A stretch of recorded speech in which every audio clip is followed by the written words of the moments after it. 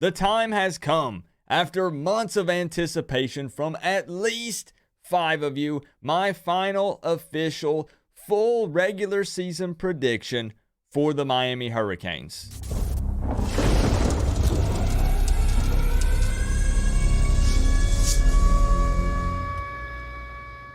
Before we get into the video, I just want to remind you guys that I have some new Miami-themed shirts on the merch store, and you can check them out by clicking the top link down in my description. I really think that this is some of the most unique Canes game day gear on the market. You're going to love them.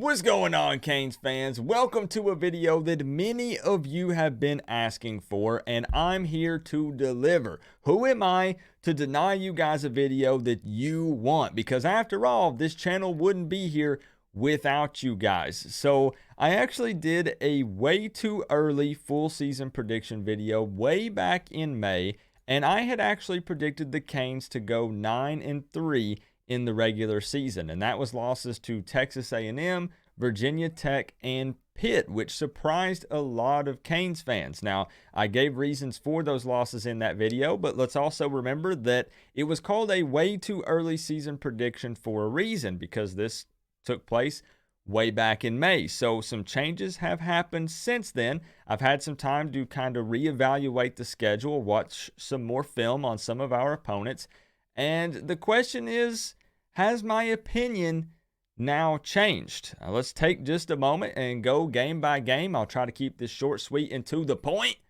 and let's find out. Now, just a couple of quick disclaimers before we dive deep into this one. I do need to remind you guys that they call these predictions for a reason. That means that a lot of assuming has to happen, both when it comes to the Canes and all of the other teams on this schedule, because at this point in time, it's the end of August.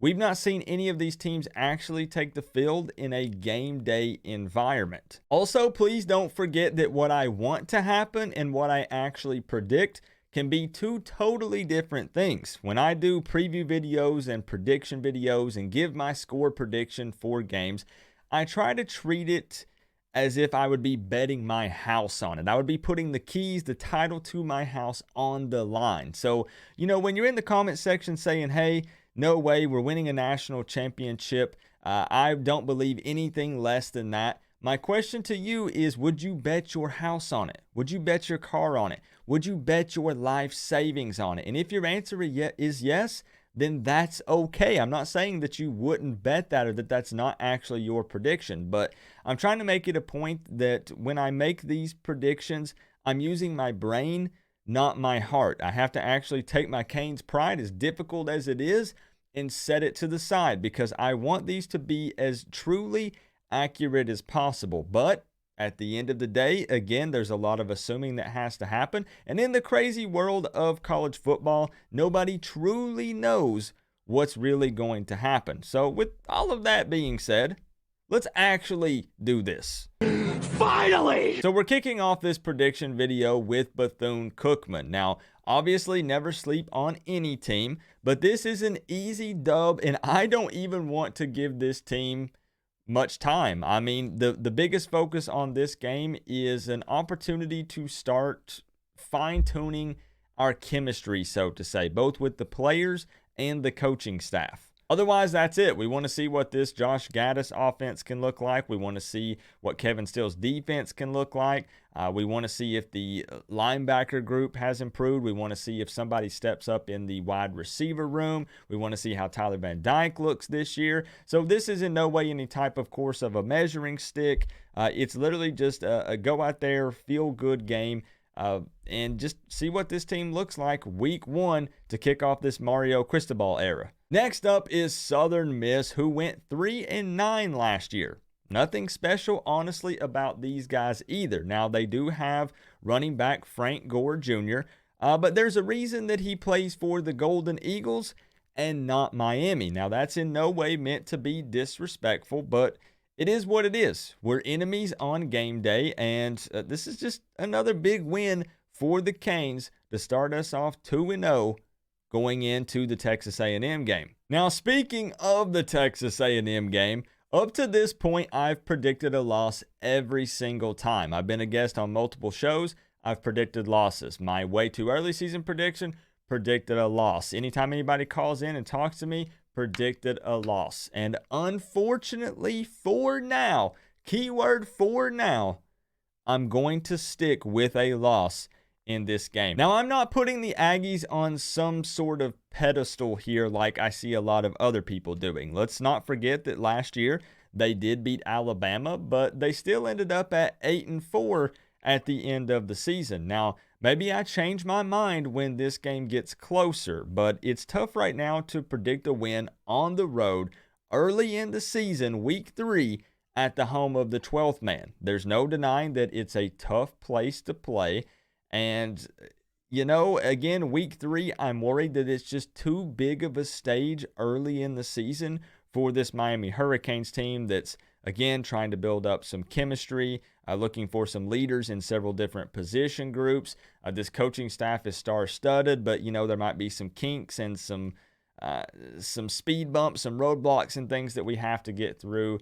So let's remember that we haven't defeated an SEC opponent since 2013. And, of course, everyone knows how the Aggies have been recruiting recently. So I'm going to have to, right now, still give us a loss against the Aggies. Next up, we come back to Hard Rock to take out some of our aggression from the previous week on Middle Tennessee. Now, do not sleep on the Blue Raiders. This is a team that defeated Toledo to end their season last year.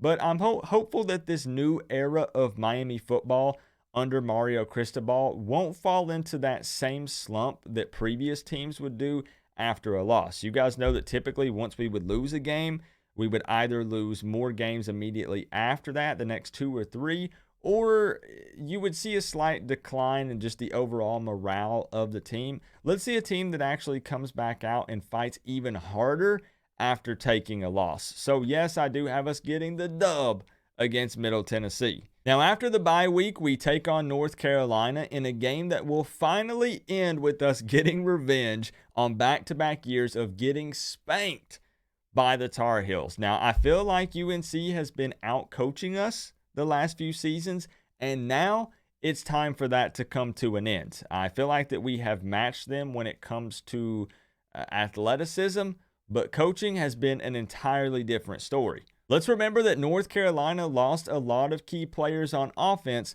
but they are still overall a pretty talented football team. Now, one thing is for sure, I can promise you guys, yes, you can take it to the bank. I promise you they will not rush for 554 yards against our defense like they did in 2020. It's time, Canes fans, to send Mac Brown back home packing with a big fat loss.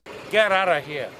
We then move on and take on Virginia Tech in Blacksburg. And Blacksburg can be a very scary place to play. And if you paid attention to the image I put up from my previous season prediction, I actually predicted a loss in this game. But I've spent some time watching some tape, most importantly on their quarterback, Grant Wells, which transferred over from Marshall. And I'm actually going to predict the Miami Hurricanes victory in this one. That's right. I've changed it up. I have completely changed my mind on this game because I think that the Hokies are going to struggle to identify true playmakers on the offense this season. And, I mean, they lost their top 2 rushers. They lost their top 3 leading wide receivers. And I actually do think that Virginia Tech, though, does have some potential here, guys, with the coaching changes that they've made. And I think they have some positive things coming in for the program. But I don't think that it's going to happen in 2022. I think they're going to see a lot of growing pains. And I think this is going to be an opportunity for the Miami Hurricanes to just come into Blacksburg and take over. So I actually think that this could turn out to be a big win for the Canes in this one. And now we move on to the Duke Blue Devils. I mean, no one cares about the Blue Devils, man. I mean, it's a dub, bro. It's a dub. But then next up is Virginia. Virginia.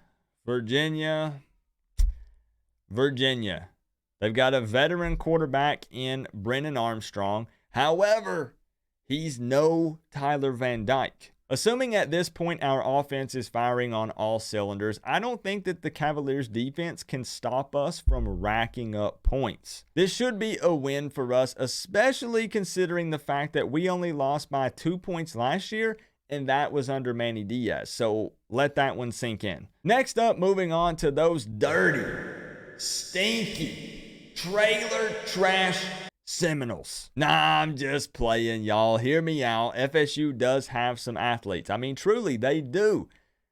Unfortunately, they are very poorly coached, and their time celebrating last year's victory has come to an end. There's one game on this schedule that I will guarantee a big-time win, and that is going to be the Florida State game. Mario Cristobal understands the importance of that in-state rivalry. He knows what happened last year. And yes, maybe that was, what kind of pushed getting Manny Diaz out of here. So, maybe we're thankful for that, I guess. But at the end of the day, we want to win. We don't want to lose. So Mario Cristobal is in no way going to come in here year one and lose to Florida State. It just is not going to happen. Next up is Georgia Tech. Now, I'm not going to play with y'all. This should be an easy win. But I have a feeling for some reason that this could be one of those cardiac canes type of games. Now, you're probably asking yourself, Coop, why? Well, my response is I have no idea. Sometimes you just don't play well against an inferior opponent. And it's weird to say that because the Yellow Jackets are 9-25 over the last 3 seasons. Yes, 9-25. But somehow they continue to find ways to give us and a lot of other teams trouble. In the end, though, we do get the win against the Yellow Jackets. And now it's time for the second biggest matchup on our schedule, the Clemson Tigers. Now, back in May, I did actually predict a win here, and a lot of Canes fans were really surprised by this, but I said that I felt like this could be Mario Cristobal's signature win, really a victory here over a big-time opponent that solidifies his position here at the University of Miami. However, after doing some more thinking, I have unfortunately actually changed my position here. Now, I do actually think that we hang with the Tigers in this game, at least for a little bit. I think that this game becomes a problem probably in the fourth quarter. Now, this will be a personal game for Ladson. Of course, we picked him up through the transfer portal, and you know that Mario would love to beat Dabo.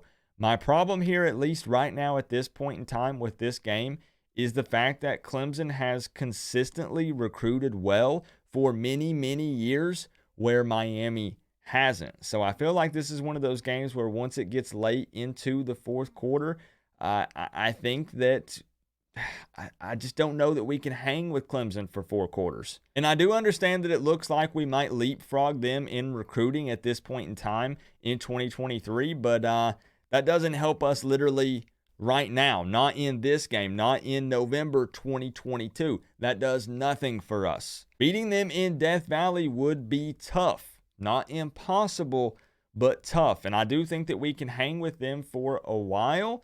But again, in the end, I think that the Tigers actually get the win. This is a game that I could very much possibly change my mind when it gets closer. So you're going to want to stay tuned and find out and see if I do flip on this. Because once we see how both of these teams perform, who knows? I might completely change my mind. And lastly, we wrap up the season playing Pitt back at Hard Rock. Now, I'm actually, believe it or not, sticking with an L here for the Canes. Now, trust me, I know, Coop, they lost Pickett. They lost Addison.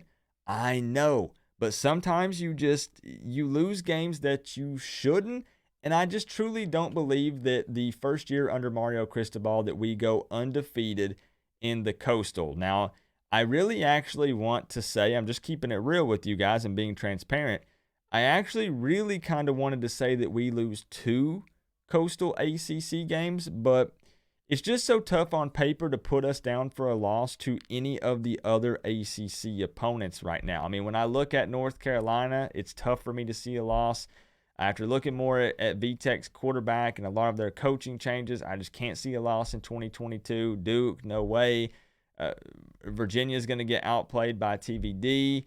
Georgia Tech could play as tough, but no way. So you see what I'm saying? I have this gut feeling that we don't go undefeated in the Coastal. So I got to give us a loss somewhere. And, maybe we do hang our heads a little bit after Clemson. Maybe we exhaust a little too much physically and mentally in that game. We come back. We want to send out the squad, last regular season home game at Hard Rock with a win. But I don't know. I kind of just feel like potentially we do have some issues. I mean, they do have the USC transfer Slovis at quarterback. And I think he's got a pretty good deep ball, so that could pose a little bit of problem. Again, should we beat them? Sure, we absolutely should. Will we?